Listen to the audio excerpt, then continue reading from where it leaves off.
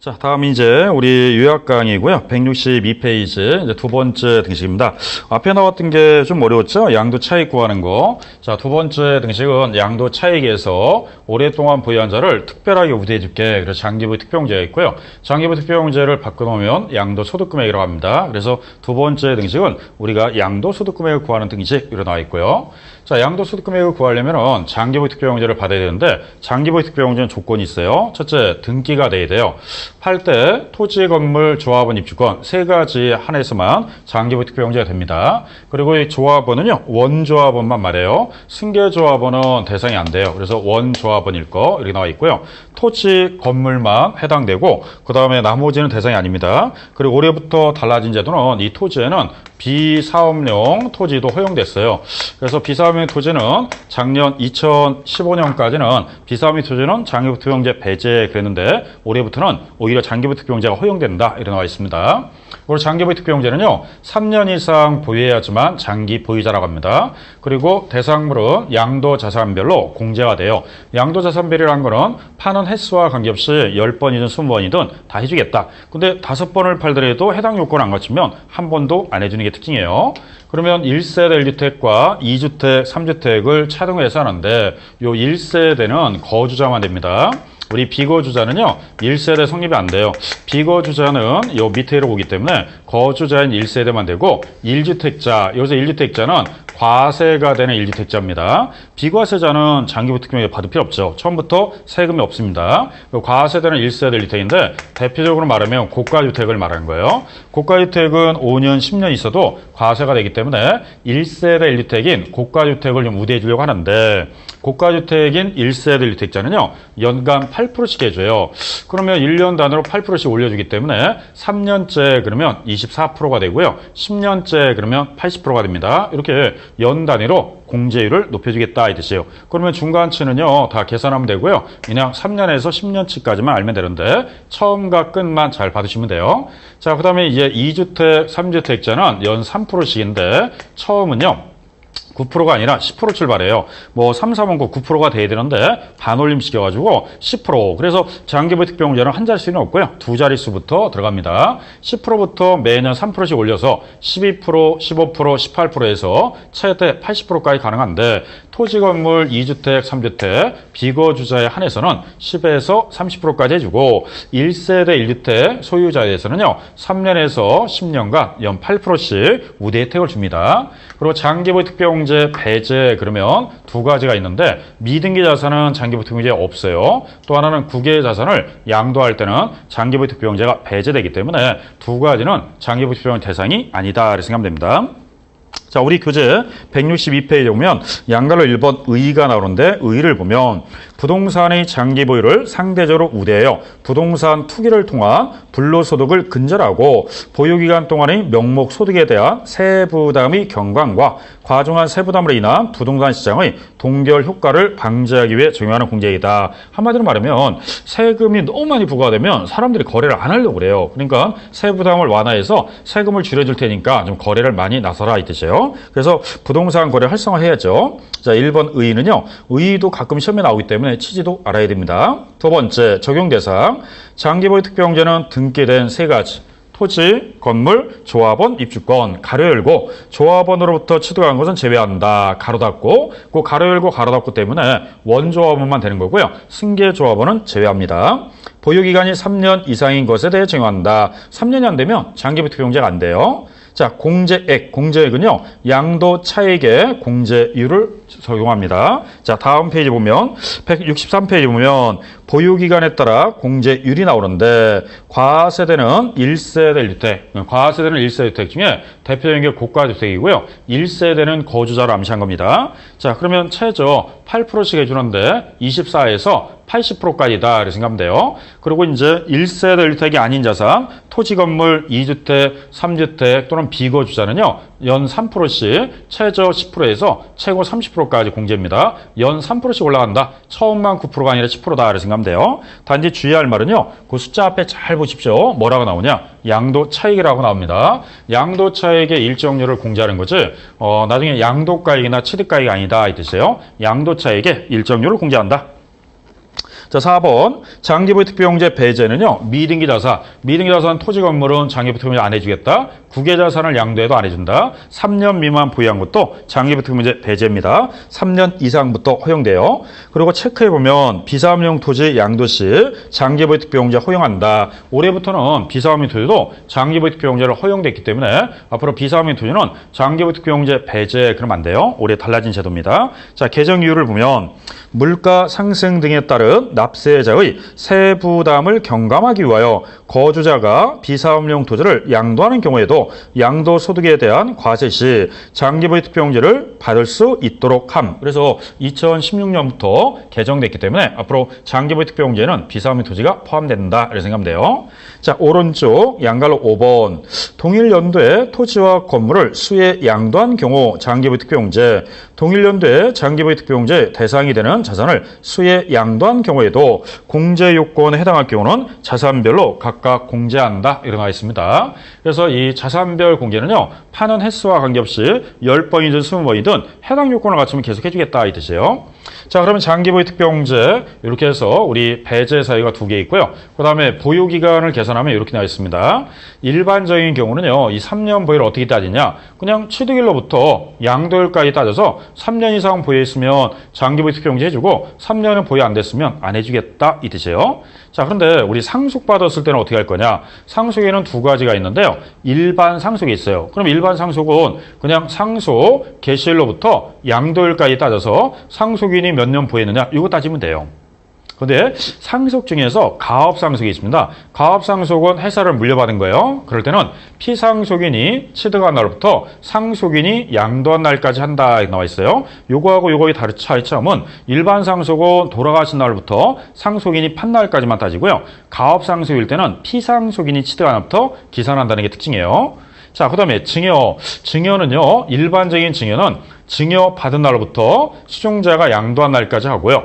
배우자 2월과세라고 해서 이 2월과세 특례가 있어요. 부부간에 증여했다, 부자지간에 증여받으면 5년 안에 팔면 2월과세 특례가 있는데 2월과세 특례는 우리 다음 주에 배울 때 2월과세 특례가 나올 겁니다. 그러면 5년 안에 부부간에 부자지간에 팔게 되면 2월과세이기 때문에 맨 앞으로 소급해야 돼요. 2월이라는 게 맨 앞으로 소급한다는 겁니다. 그러면 증여한 자가 해당 자산을 취득한 날부터 증여받은 자가 양도한 날까지 한다 이렇게 나와 있어요. 그래서 이걸 한마디로 말하면 2월과세 제도이기 때문에 앞으로 갑니다. 그 다음에 주택 입주권을 취득했다 그러면요, 종전주택 취득일로부터 관리청객 인가일까지 한다 이렇게 나와 있습니다. 무한정 기간을 인정하는 게 아니라 종전주택을 취득하면 주택 취득일로부터 관리청객 인가가 떨어지면 입주권이 되기 때문에 그때까지만 인정해주겠다 이 뜻이에요. 자, 올해 신설한 건 요건데요. 비사업용 토지는 2016년 1월 1일 이전에 취득하여 보유하고 있는 토지는 기산점을 2016년 1월부터 기산하여 양도일까지 보유한 공제를 적용한다 이렇게 나와 있습니다. 요거 주의하셔야 돼요. 올해 신설된 건데 비사업용 토지는요, 처음 취득한 날부터 인정하는 게 아니라 2016년 1월 1일부터 기산한다. 그럼 내가 5년 전에 취득했다, 10년 전에 취득했다, 20년 전 취득했다, 아무 의미가 없어요. 몇 년부터 기산하니까 2016년 1월 1일입니다. 그럼 2016년 1월 1일이니까 3년을 채우려면요, 앞으로 2019년은 가야 돼요. 2019년 가서 팔아야지만 이거를 공제받는 거지, 지금 팔았다 그럼 공제가 안 돼요. 예를 들어 지금 7월 달에 팔았다 그러면 7개월뿐이 보유 안 한 거예요. 그러면 이때는 아무 의미가 없습니다. 자, 그러면 2016년 1월부터 기산점을 잡았어요. 자, 요거를 한 번 더 그림으로 표현하자면 이렇게 나와 있습니다. 자, 일반적인 경우는요, 말 그대로 사서 판 날까지 보유기한이다 생각하면 돼요. 그 다음에 상속 중에서 일반 상속은 상속인이 상속을 개시해서 판 날까지 따지면 되고요. 가업 상속일 때는 피상속인이 취득한 날부터 상속인이 양도한 날까지 하기 때문에 일반 상속이냐 가업 상속이냐 요거에 따라 날짜 계산하는 게 좀 다릅니다. 자, 그 다음에 일반적인 증여는요, 수증자가 증여받아서 양도한 날까지 하고 배우자 직계면서 2월과세일 때는 당초 증여자가 취득한 날부터 양도일까지 따져서 이때 2월과세를 적용합니다. 자, 그 다음에 우리가 이제 주택, 재건축, 재개발 조합원은요, 종전주택을 취득해서 조합원 입주권으로 전환되겠죠. 관리처분계 인가를 받으면 그때는 무한정을 인정하지 않고 종전주택을 취득해서 관리처분계 인가일까지만 인정해요. 그러면 원래 조합원만 인정하지 중간에 승계조합원은 인정하지 않습니다. 그리고 이 기간은 인정이 아닌다. 그럼 만약에 내가 7년 보유했다가 관리처분 계획 받아서 2년 보유했다. 2년치는 인정 안 하고요. 7년치만 인정하겠다. 그래서 관리처분 계획 인가일까지만 종전주택 소유기간만 인정하겠다 이 뜻이에요. 자, 다음에 우리 비사업용 토지가 있는데 비사업용 토지는요. 아무리 오래전에 취득했어도 2016년 1월 1일 전에 취득한 거는요. 기산점은 2016년 1월 1일부터 앞으로 양도할 때까지니까 2016년 1월 1일 전에 취득한 사람은 보유기간 한 푼도 한 번 기간 인정 못 받고요. 2016년 1월부터 양도일까지만 인정한다 생각하면 돼요. 자, 그 다음에 이제 비사업용 토지를 2016년 1월 1일 이후에 취득했다면 당연히 취득일로부터 양도일까지 따져서 보유기간을 인정해주면 돼요. 이렇게 보유기간 계산도 쉽진 않습니다. 여러 가지 상황에 따라서 약간 좀 헷갈릴 거예요. 자, 그래서 160 우리 4페이지에 나와 있는 보유기간 그거를 쭉 한번 그림으로 한번 표시해서 정리해봤습니다. 자, 일반적인 경우냐, 가업이냐, 일반 상속이냐, 일반 증여냐, 아니면 배우자 이월 과세냐, 요거에 따라서 다 날짜를 표현하는 방식이 조금 달라요. 보유기간 어떤 거는 좀 더 앞으로 가는 경우도 있기 때문에 상황에 따라서 해석을 잘 해주셔야 돼요. 자, 그 다음에 165페이지 보면요. 양가로 7번 양도소득 금액의 구분 계산과 결손금 통산이라고 하는데 우리 결손금이 뭐냐? 손해입니다. 손해를 이익과하고 통산시켜줘요. 대신 소득별로 통산해 줍니다. 자, 그럼 우리 교재 보면 양도소득 금액은 다음의 소득별로 구분하여 계산하고 각 소득 금액을 계산할 때 발생하는 결손금은 다른 소득 금액과 합산하지 않는다. 그럼 소득별로만 플러스 마이너스 되지 다른 소득에는 합산하지 않는다. 또한 결손금이 발생할 경우에는 결손금은 다음 연도로 이월하여 공제할 수 있다 없다?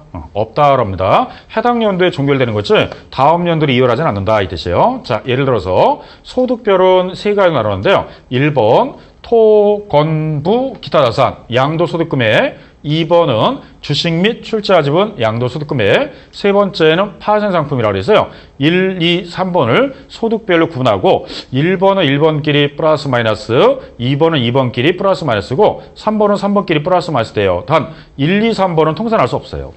자, 무슨 말이냐? 예를 들어서 갑이 2016년도에 여러 물건을 팔았는데 팔 때마다 다 이익 보는 건 아니죠. 손해볼 수도 있습니다. 자, 분양권은 미분양권 잘못 손대서 100원 손해봤어요. 토지는 잘 팔아서 700원 이익 봤고요. 건물은 잘못 팔아서 200원 손해봤다고 가정하겠습니다. A 주식은 잘 팔아서 100원 이익 받고요. B 주식은 150원을 손해봤습니다. 파생 상품은 70원을 손해봤어요. 자, 그럼 이때 전체를 통산하는 게 아니라 소득별 통산이니까 자, 1그룹 분양권부터 건물까지 통산되고요. 주식은 주식끼리 파생 상품인데 토지 건물 플러스 마이너스 했더니 결론은 플러스 400원 나왔고요. 주식은 마이너스 50원 나왔고 파생상품은 처음부터 마이너스 나네요. 이 마이너스 두 개는 요 플러스인 토지에는 올 수 없다 이거예요. 그래서 결손금은 소득별끼리만 플러스 마이너스 합니다. 그리고 다른 소득에는 통산할 수 없다. 그리고 이 미공제 50원은요. 다음 연도로 이월하지 못해요. 올해 종결되고 미공제분 끝이다 이 뜻이에요. 2016년도에 종결돼서 끝나는 거지 미공제분을 다음에 주식 팔 때 2월에 가지고 공개해주지는 않는다 이 뜻이에요. 이게 결손금 통산인데 이것도 우리 시험에 2번 정도 나왔기 때문에 나름대로 한번 정리를 해보셔야 됩니다. 자, 그래서 우리 결손금 통산 요까지 배웠고요. 다음 166페이지 가겠습니다. 자, 166페이지는요, 이제 세 번째 등식이죠. 자, 양도소득 금액이 나오면 기본공제를 통해서 양도소득 기본공제를 빼주면 과세 표준이라는 게 나와요. 자, 과세 표준을 구할 때 기본공제도 요건이 있어요. 첫째는 등기가 돼야 돼요. 팔 때 아무 물건이나 팔다고 되는 건 아니고요. 등기한 자산. 대신 자산 불문, 보유기간 불문이기 때문에 자산은 어떤 자산인지 보유기간 불문합니다. 그리고 양도소득별 각각 연 250인데 방금 우리 결손금 통산할 때 소득별로 배웠죠? 이것도 세 그룹으로 나눕니다. 토건부 기타 자산에서 250, 주식에서 250, 파생상품에서 250이에요. 그럼 각각 250 받으면 최대 얼마까지 가능하냐? 750만 원이 최대입니다. 그러면 토건부 기타 자산에서 250, 주식에서 250, 파생상품 250인데 순서대로 공제한다. 빨리 판 순서대로 공제하고요. 나중에 판 거는 공제하지 않는다 이 뜻이에요. 자, 요거를 우리 교재를 정리해 보면 166페이지에 이렇게 나와 있네요.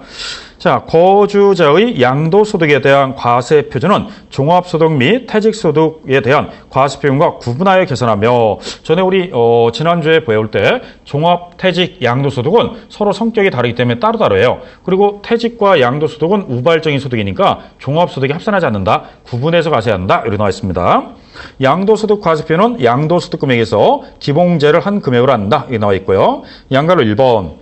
양도소득 기본공제 적용 대상. 양도소득 기본공제는 장기 보유 특별공제와는 다르게 보유기간이 장단이나 과세 대상별에 관계없이 모든 양도자산에 대하여 적용한다. 다만 등기되지 아니한 토지, 건물, 부동산에 관한 권리는 제외한다. 등기된 것만 기본공제를 해주지 미등기된 건 안 해주겠다 이 뜻이에요. 자, 두 번째, 기본공제액. 양도소득이 있는 자에 대해서는 다음 각 고의 양도소득별로 해당 과세기간의 양도소득금액에서 각각 연 250만 원을 공제한다. 이렇게 나와 있습니다. 그래서 소득별로 공제하되 거기 나오는 게 각각 연 250이에요. 자, 1번 소득은요. 토, 건부, 기타 자산에서 250, 주식에서 250, 파생상품에서 250. 그래서 소득별로 각각 250입니다. 자, 양가로 3번은요. 양도소득 기본공제는 순서별로 공제한다. 이렇게 나와 있어요. 자, 그러면 두 가지 공제 방식을 배웠는데 한번 정리해보면 이런 뜻이죠. 소유자 갑은 2016년도에 다음과 같은 자산을 양도하였다. 자, 예를 들어서 1월 달에 건물을 팔았는데 등기되고 5년 보유하고 팔았습니다. 장기보유 특별공제 받을 수 있을까요? 없을까요? 자, 등기되고 5년 보유했으니까 받을 수 있죠. 양도차익의 15% 장기보유 특별공제 받을 수 있습니다. 그리고 기본공제도 이전에 팔은 게 없으니까 연 250만 원 받아요. 장기보유 특별공제 15%는요. 이게 보유기간이 5년이었기 때문에 15% 연간 3%씩 5년 3, 5, 15% 받은 거고요. 이 기본공제는 연 250만 원은요. 소득이 있는 연도에 250이에요. 그러면 보유기간이 5년 됐다고 해서 더 많이 해주는 건 없고요. 5년 보유했든 5개월이든 단 5일이든 똑같이 기본공제는 같다 이렇게 생각하셔야 돼요. 자, 그 다음에 이제 3월달 토지를 등기되고 12년 보유했다. 그러면 장기보유 특별공제 받을 수 있죠. 양도차익의 최대 30%예요. 이거 주의할 점은 12년 보유했다고 그래서 36% 계산하면 안 돼요. 최대치가 30%입니다. 그런데 기본공제는 받을 수 없어요. 왜냐? 1월 달에 받았기 때문에 같은 그룹에서는 한 번만 해주지 여러 번 해주지 않습니다. 자, 다음은 5월 달에 A 주식을 받았는데 3년 보유했다. 장기보유 특별공제 받을 수 있다 없다?